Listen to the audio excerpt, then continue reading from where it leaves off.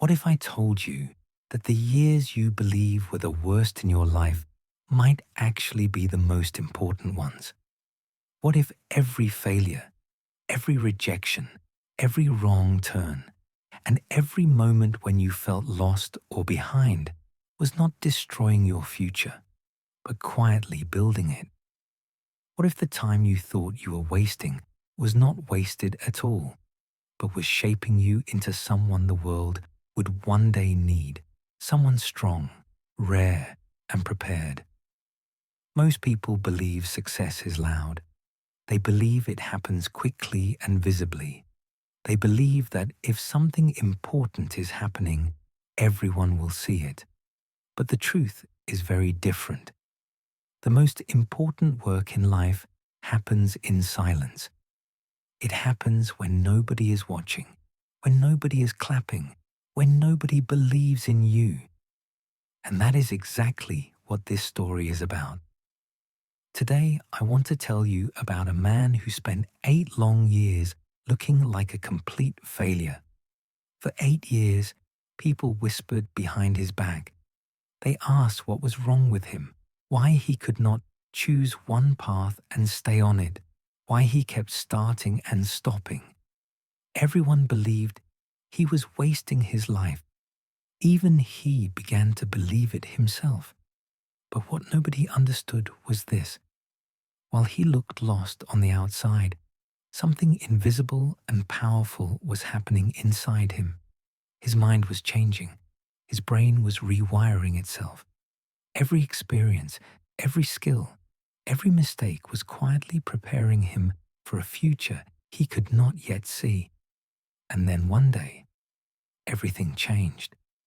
Not because he suddenly became talented, not because luck finally arrived, but because 8 years of invisible work became impossible to ignore. If you have ever felt behind in life, if you have ever felt like everyone else figured it out except you, if you have ever looked at your past and thought you wasted too much time, this story is for you. Once upon a time, in a small village surrounded by green fields and flowing rivers, there lived a young man named Ethan. Ethan was 25 years old. He was intelligent, capable, and willing to work hard, but he was completely lost. While his friends were building families, starting businesses, and gaining respect, Ethan was wandering from one path to another. He tried farming, believing it would give him purpose, but after 6 months, he hated it and quit. He worked in the village market for a year, hoping routine would bring stability, but he felt empty and left. He tried teaching children, thinking meaning would appear there, but something felt wrong, and once again, he walked away. Slowly, people began to talk. They said Ethan was wasting his life. They said he was smart but unreliable, capable but unfocused. His father looked at him with disappointment and asked the same painful questions again and again. When will you finally settle down? And when will you become someone?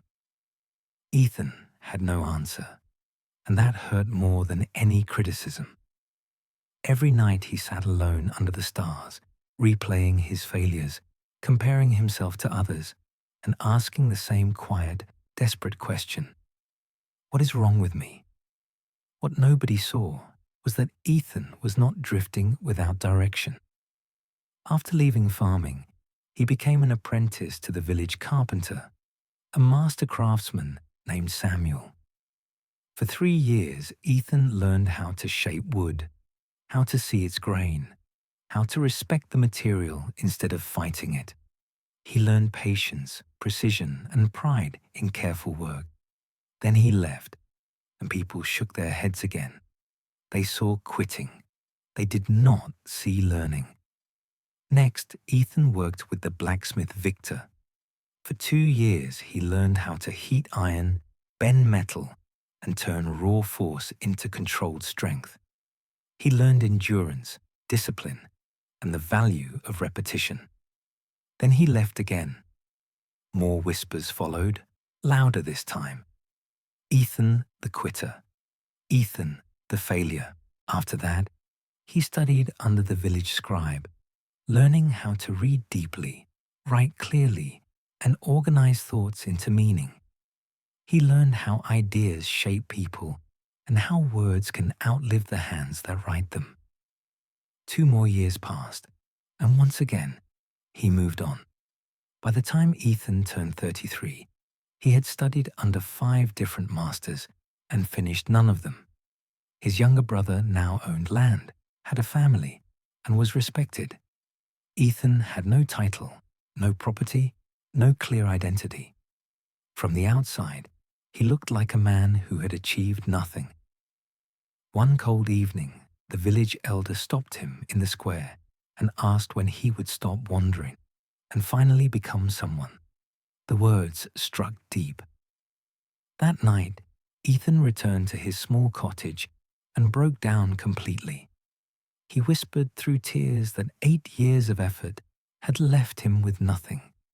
He looked at his hands, rough from carpentry, scarred from metalwork, stained with ink, and called himself a failure, believing it with all his heart.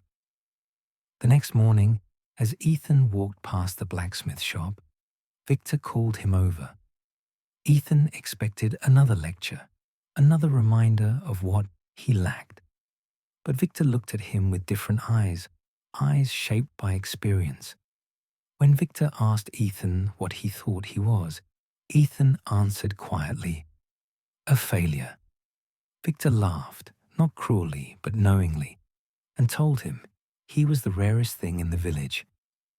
Victor explained that in 8 years, Ethan had learned carpentry, metalwork, writing, teaching, and trade, and that every skill had changed his brain.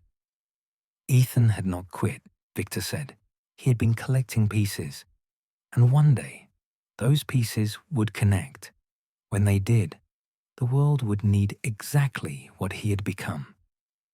3 weeks later, a wealthy lord arrived in the village and announced that he needed a grand entrance gate for his estate, one that required carved wood, decorative iron, and written inscriptions telling his family's story.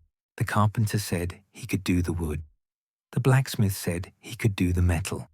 The scribe said he could write. The Lord sighed, realizing it would take months and cost a fortune. That was when Ethan stepped forward and said he could do all 3. Laughter spread through the crowd. The Lord studied him carefully, seeing fear in his eyes, but also something stronger. Ethan asked for 30 days and promised he would not fail.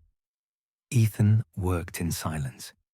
He chose the wood carefully, shaped it with skill earned through years of patience, bent iron with strength forged through discipline, and wrote inscriptions that carried clarity and emotion. As he worked, the truth finally became clear to him. He had been training for this moment his entire life. Every master, every skill, every year he believed he wasted had been preparation. Nothing was accidental. Nothing was useless. On the 30th day, the gate was revealed. The village fell completely silent.